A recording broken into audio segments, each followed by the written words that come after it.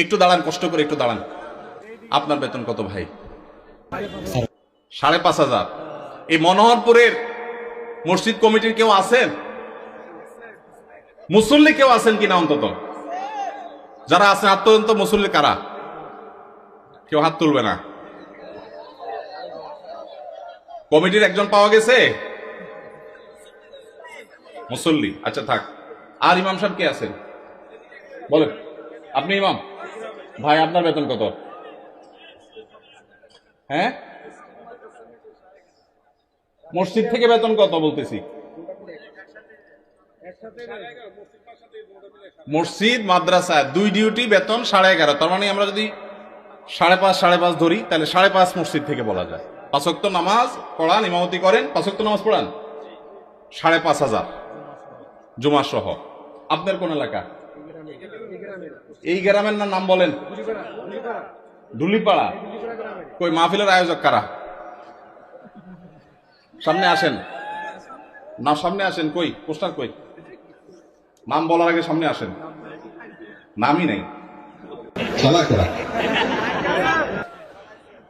আচ্ছা, আর ইমাম সাহেব আছেন আর 1-2 জন? কই ভাই? কোন এলাকার? পাশের এলাকার। বেতন কত? হ্যাঁ, 8,000। কোন এলাকার? নোয়াগ্রাম।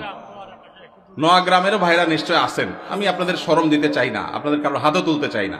ইমাম সাহেবদের জবানবন্দি নিলাম, ধন্যবাদ। আর কোন ইমাম সাহেব আছেন? মুরব্বী দাঁড়ান একটু।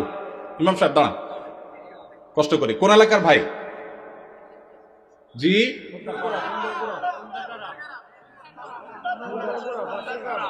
এতজন বললে কেমনে বুঝবো? খুন্দারপাড়া, খুন্দারগড়া। ওকে, আপনার পাশের গ্রাম। আপনার বেতন কত ভাই? 6,000। বসেন ভাইরে। প্রশ্ন প্রসঙ্গে চলে আসলো, এতজন ইমামের জবানবন্দি আমরা নিলাম। হয়তো খুঁজলে আরো 10-20 জন ইমাম পাওয়া যাবে। অনেকে হয়তো চক্ষু লজ্জায় হাতটা উঠাচ্ছেন না, বলছেন না।